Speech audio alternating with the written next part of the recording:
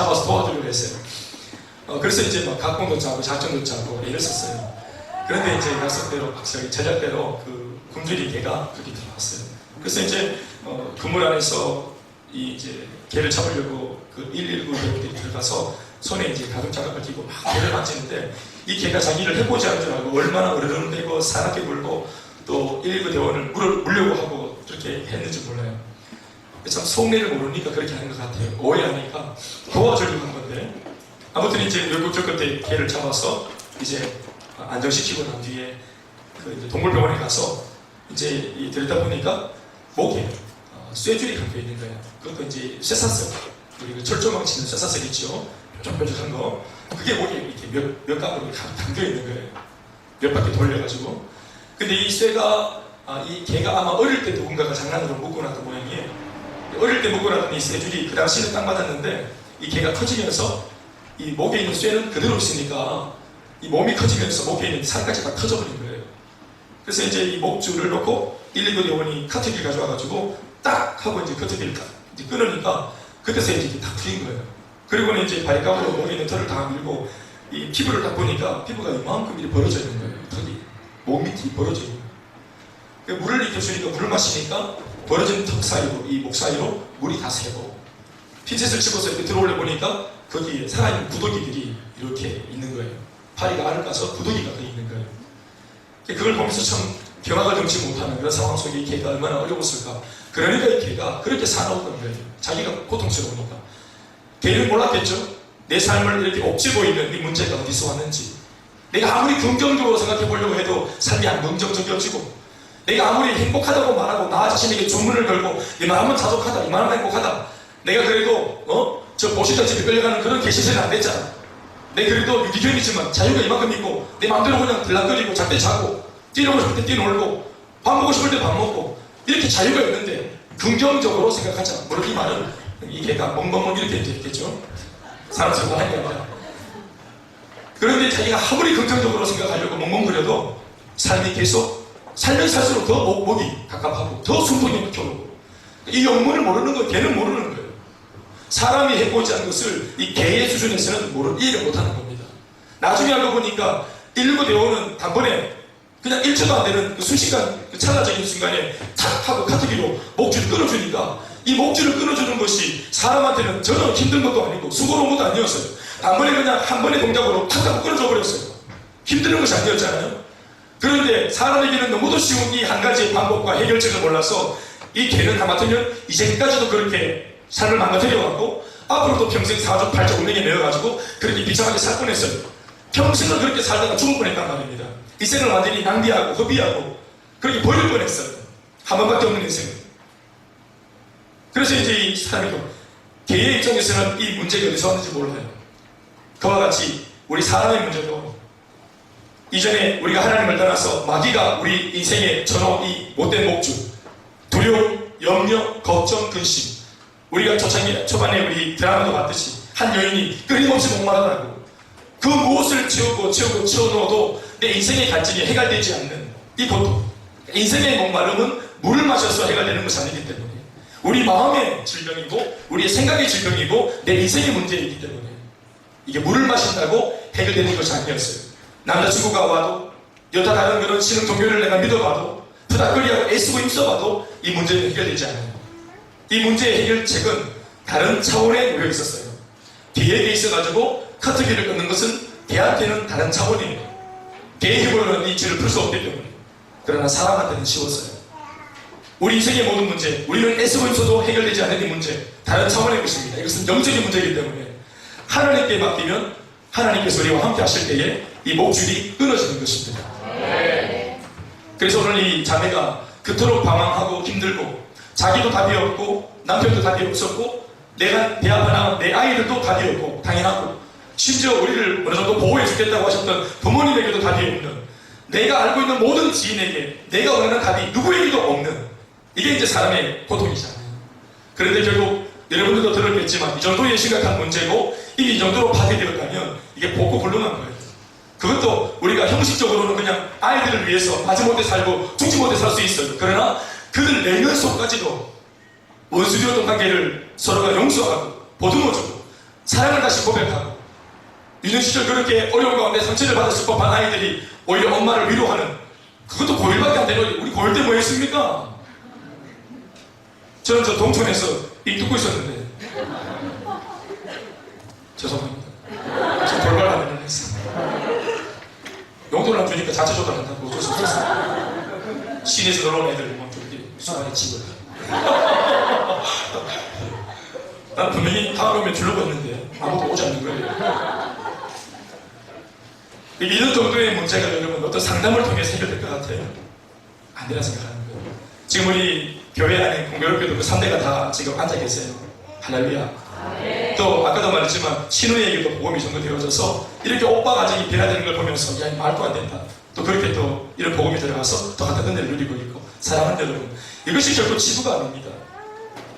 사람에게 다 문제가 있습니다. 모든 사람에게 다 결핍이 있습니다. 모든 인생에 조금만 놓고 하고 그 가정에 들어가 보면 모든 가정에 다 눈물이 있고 모두가 다 거기에 저유가 있고 너투리가 있습니다. 저도 옛날 저희 가정만 힘든 줄 알았거든요. 그런데 남들은 다 행복한데 나만 힘들다고 생각하니까 이게 늘 비참하고 외롭고 비교의식 속에 붙들려 있었던 거예요. 그런데 제가 제법 이제 예수 믿고 눈을 좀 뜨면서 사람들하고 다니면서 얘기를 해보니까 그렇게 사람들 삶에 문제가 많고 눈물이 많더라고요. 제가 일주일에 동안 말씀드렸지만 22살, 23살 군대 갔다 와도 얼마 안 됐을 때 이제가 제대한 이 무심에 이 경상도 고리몬디 무심하고 뭘 알겠습니까? 친구 집에 놀러 갔는데 친구는 자고 엄마가 안 주무시고 계시는 거예요. 엄마는 뭐 당연히 친구 엄마니까 우리 엄마가 얘기했죠. 그 엄마랑 같이 거실에 앉아가지고 너무 엄마하고 내하고 밤새 새벽 내내로 얘기하는 거예요. 그 어머니가 얘기를 꺼내는데 막 자기 인생 처음에는 자랑같이 얘기하다가 나중에 인생을 한탄하고 또 남의 흉도 보고 나를 언제 봤다고 시댁 욕도 하고 진정에 슬픈 일이 있는 것도 막 얘기하고 눈물을 쏟으면서 이런저런 얘기를 막 끄집어내더라고. 울었다가 웃었다가 막 그러면서 말도 내가 무슨 말을 알아듣겠어요. 내가 자기 아들뻘인데 그 23살짜리 50에 뭐라 그런데 막 이 50에 가까운 어머니가 막 삶의 영화를 막 얘기하는데 내가 그 얘기가 그게 알아듣겠는 거예요. 그게 수긍이 되고 인정이 되고 공감이 생기는 거예요. 왜냐하면 그 어머니가 지금 말하고 있는 그 삶이 우리 엄마의 삶이었던 거예요. 제가 어릴 때부터 봤던 우리 엄마가 한숨 쉬면서 살았던 그 삶. 그래서 우리 엄마가 평생 내 옆에서 한숨 쉬고 아파있던 것을 내가 다 눈으로 목격했기 때문에 그게 내가 일찍 시간이 들고 철이 들어가지고 그 엄마이가 고충과 아픔이 뭔지 알았거든요. 그런데 이것이 제가 예수 믿고 교회 친구들 집에 갔는데 그게 막 그게 어머님들이 막 얘기하는 거예요. 또 이 불신자 어머님들 집에 가면은 예수 안 믿는 이 집에 어머님들이 그런 고충을 얘기하는데 내가 그걸 알겠는 거예요. 또 어머님도 이제 받아주니까 신이 나니까 말을 했겠죠. 어머님이 막 자기 얘기 막 하다가 아이고야 야 내가 니한테 이런 말을 말라 하겠노냐 희한하대 하고 막 웃다가 또 울면서 얘기하고 그래 밤 꼴딱 새고 얘기하고 이게 하루 두 번 일어난 일이 아니라 이게 계속 이런 일이 반복되는 거예요. 그래서 제가 그때는 목사가 아니었지만 야 이 희한하다 어떻게 어머님 뻘이랑 내가 이 대화가 되지. 그때는 들어주기만 했는데 답은 못 주고 들으면 줬어요. 같이 울고 나도 울고 지도 울고 아줌마도 울고 심지어 아침에 내가 나갈 때는 아는 자고 있고 엄마가 문 앞에서 나한테 배운 거고 또 오라고 하면서 그래 또 오겠어요? 이 손을 금방 버렸는데 그래 집에 가고 우울하다 이러고 집에 가고 그런데 제가 이제 전도사가 되고 강도사가 되고 목사가 되고 복음을 알고 하나님의 능력을 깨닫고 한 뒤에는 답을 알았잖아요. 제가 예수님이 답이라는 걸 알았잖아요. 먼저는 내가 그 예수님을 믿고 내 가정의 문제를 제가 해결했잖아요. 할렐루야. 해결받았잖아요. 저희 가정도 거의 우리 방금 이런 스토리와 또 비슷한 그 스토리가 있거든요. 이걸 해결받았어요. 제가 직접 해결받고 보니까 예수님 때문에 해결받고 보니까 예수님에 대한 이 인식이 더 강해지고 더 깊어지는 거예요. 저는 지금까지 예수님을 보거나 하나님을 본 적이 없어요. 저것도 본 적이 없어요. 저것도 마찬가지고 지원 앞으로도 볼 일이 없겠지만 보고 싶지도 않고 영적인 세계를 저는 한 번도 본 적이 없어요. 경험한 적이 없어요. 그런데 제가 내 삶에 일어난 변화를 놓고 예수님을 믿는 그 순간 일어난 일이기 때문에 예수님을 믿는 순간 그 예수가 내 인생을 바꿨다라고 믿지 않을 수 없는 거예요. 그래서 그 예수님의 존재를 제가 더 깊이 인식하는 거예요. 오히려 눈으로 본 것보다도 더 깊이 인식하는 거예요. 저는 지금 10년 전에 러시아에 가서 그 붉은 광장 한번 저기 선교 차원에 가서 한번 봤던 적이 있어요. 그 독립기념관도 전쟁 독립기념관도 가서 본 적이 있고 그 당시 그 이제 뭐 내 인생에 언제 또 오겠나 모스크바 아세요? 모스크바 여인 모스크바 와 붉은 광장 빨개요. 참 회색이 빨간 줄 알았더니 옛날에 거기서 하도 사람들 많이 죽여가지고 피가 그 광장에 많이 흘러가지고 그래 붉은 광장이라는 별명이 붙었대요. 거기가 사람 죽이는 곳이었대요. 그래 이제 거기 가서 이제 눈이 다 담아놨어요. 이제 이름도 기억이 안 나. 레닌 거기 저기 시체 들어있는 뭐 그것도 보고 뭐 또 그 푸틴 그 집무실도 옆에서 이렇게 밖에서 보고 또 이 집무실 이거 저기 이 보조 이거 저기 근위대들 이거 이래서면서 이거 저기 보조 교단하는 것도 보고 사진도 찍고 생쇼를 다 했는데 지금요 기억 안 납니다. 지금 가물가물합니다. 이번 여름에 갔다 왔던 청송이도 기억나고 청도가 기억이 납니다. 10년 전에 갔던 모스크바도 기억도 안 나네. 갔는지도 모를 수 있었죠, 솔직히. 그런데 눈으로 받는 것도 시간이 지나면 가물가물한데 눈으로 보지 않았지만 내가 마음으로 믿고 있는 그 예수님은 제가 지금 27년째 믿고 있습니다. 지금도 가슴 못 차요. 이게 너무 실제적이라서 이것을 전하고 있습니다, 제가. 네. 그래서 여러분 아까 가정에 있던 선미 집사님도 수년 전에 만났는데 이렇게 같이 이제 또 사정을 듣고 또 같이 기도하면서 같이 문제를 풀어가보자고. 그 얘기가 내게 이렇게 이해가 되는 거예요. 만약 제가 생님처럼 자랐고 제가 아주 그냥 복실하게 자랐다면 내가 그런 일을 왜 반대하겠겠어요. 근데 그 아픔이라는 게 뭔지 알겠는 거예요. 또 그런 부모님 밑에 있는 아이의 입장을 내가 그 아이였기 때문에 그 마음이 얼마나 상할까 그런 것들이 이해가 되는 거예요. 그래서 내까지 한다고 되겠나 싶지만 내가 알고 있는 경험상 하나님이면 이거 될 수 있다. 하나님이면 기적이 일어날 수 있다. 이 한 가지 제가 알고 있는 딱 한 가지 하나님이면 될 수도 있다. 여러분 도전할 수 있다는 게 어딥니까? 한번 써볼 수 있는 방법이 있다는 게 어디예요? 비밀 언덕이 있다는 게 어딥니까? 아멘이십니까? 세상 사람들이 힘든 이유가 전혀 기댈 곳이 없기 때문에 힘든 거 절망이 아니겠어요? 그런데 한번 도전해볼 건덕지가 있다는 게 어디예요? 그것도 인상이 있는 거예요. 누군가는 그 예수를 배롭게 온다는 인상. 그래서 그 인상을 소개하고 같이 손잡고 달려갔을 때에 오늘 거짓말처럼 진짜 거짓말처럼 이렇게 진짜 저희 가정보다 더 행복한 것 같아 샘나요.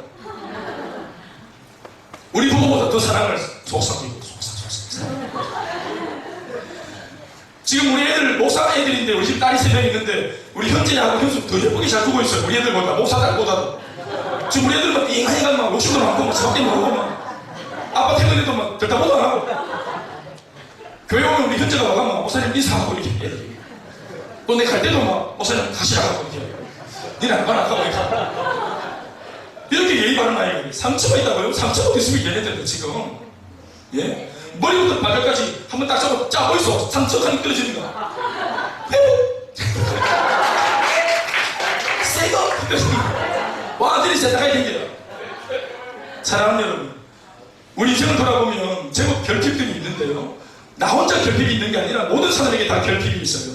제가 예수 믿음이 살게 된 게 뭐냐 하면 이 결핍은 하나님이 인간 가운데 인생 가운데 두셨다는 걸 제가 알게 되었어요. 여러분 하나님께서 인생들에게 예수를 믿으나 안 믿으나 복을 많이 주셨어요. 우리 살고 있는 사람들한테 하나님이 우리를 놓고 너는 예수 안 믿는 죄인이라고 그렇게 말하는 것처럼 보이고 막 쏘아붙이는 것처럼 보이지만 실제로는 이 많은 사람들한테 하나님께서 예수를 믿으나 안 믿으나 모든 세상 사람들한테 하나님이 엄청난 축복을 주셨어요. 여러분 돌아 생각해 보세요. 사실상 우리가 과학, 문명, 의학이 발달하고 그렇게 우리가 굉장히 좋아진 것처럼 보이지만 여러분 보십시오. 사람의 힘으로 우리의 노력으로 우리의 연구한 내용들로 인생에 치명적으로 없어서는 안 되는 중요한 요소들은 우리의 힘으로 만들어내지 못해요. 소위 우리가 말하는 자연의 혜택이라고 하는 것들 사실은 자연의 혜택이 아니라 그건 창조주께서 우리한테 허락하신 축복입니다. 예를 들면 산소. 그리고 이 산소와 공기가 바깥으로 나가지 않도록 흩어지지 않도록 이 대기권이 지키고 끌어당기고 있는 거.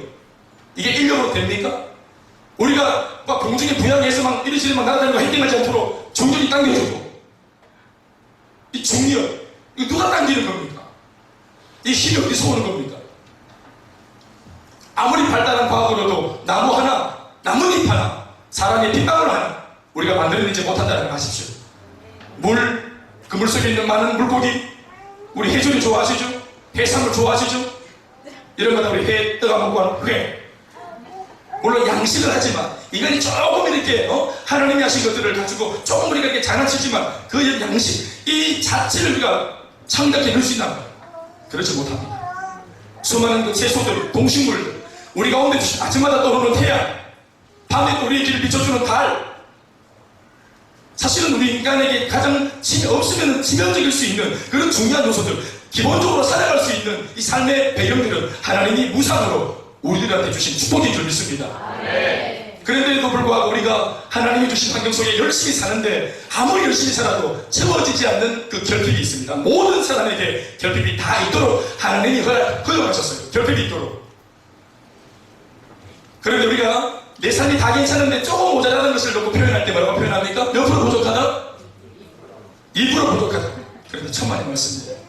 방금 제가 언급한 이 하나님이 주셨던 자연 혜택, 이 모든 것이야말로 이게 가장 중요한 이것들이 하나님께서 우리가 예수만 믿으면 주시겠다고 하시는 그 약속에 비교해보면 이런 공기, 동식물, 채소, 숨쉬고 살아가는 것, 내 갈비뼈 사이에서 심장이 뛰고 있는 것, 저절로 뛰고 있는 것, 이 모든 것들이 98%가 아니라 이게 2%에 불과해요. 예수 믿고 받을 하나님의 축복에 비하면 이것들은 굉장히 중요한 것임에도 불구하고 2%에 불과해요.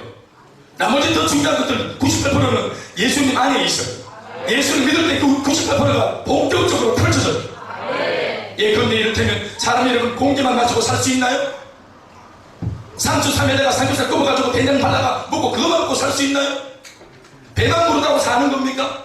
옷을 입고 입을 옷이 있다고 사는 겁니까? 살고 있는 주택이 있다고 그게 사는 겁니까? 내용은 삶의 내용은 지옥 갈 수 있잖아요. 마지못해 살 수 있잖아요. 차라리 죽는 게 낫겠다 해서 우리나라 하루에 자살하는 사람들이 42명이나 돼요. 1년에 15,000명이 자살을 해요. 일본은 1년에 3만 명이 자살을 해요. 보리고개 때는 그렇게 어려운 시절에는 저는 경험 못해봤지만 들은 얘기에 의하면 그 시절에는 어떻게 하든지 살아남는 생존하는 것이 목적이었는데 이만큼 부유해진 지금은 그냥 막 죽어. 너무 쉽게 죽어. 왜 그 사람들이 죽으려고 합니까? 결핍 때문입니다. 그 결핍이 무엇이든지 간에 결코 만족되지 않는 이 결핍들, 10%의 결핍들, 2%의 부족함 때문에 사람이 죽지 않습니다, 여러분. 죽을 정도로 내가 가지고 있는 것보다 아직 가지지 못한 것 때문에 결핍되어서 죽고 싶다 할 정도의 결핍, 98%이기 때문에 사람이 죽는 거예요. 2%가 부족하다고 죽지 않습니다. 말씀을 맺겠습니다.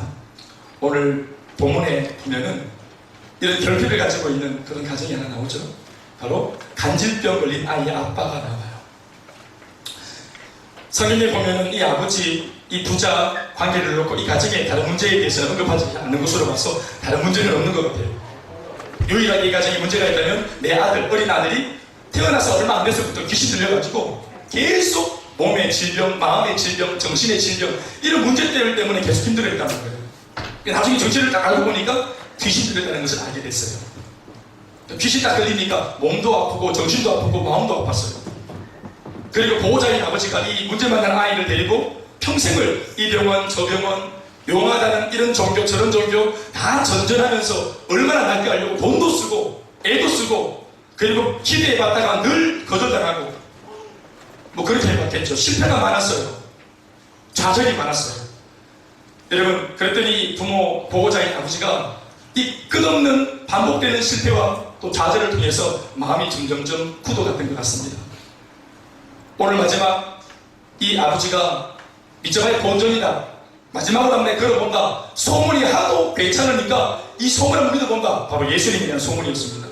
그래서 예수님에게 아이를 데려왔는데 마치 그 자리에 예수는 없고 예수님의 제자들만 있었습니다. 그래서 예수의 제자도 수제자들입니까?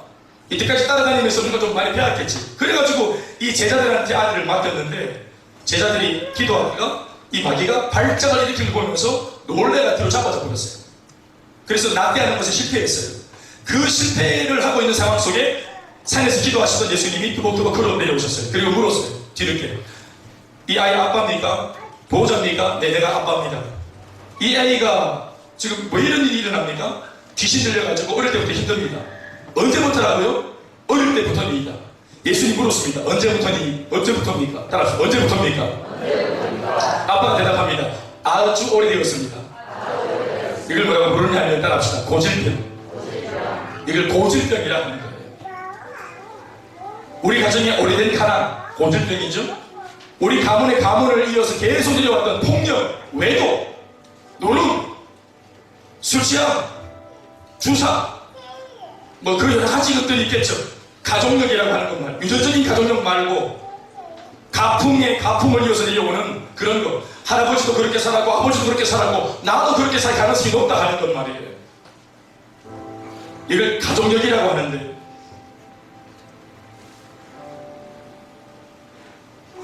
이 아버지가 하는 말이 오래되었습니다.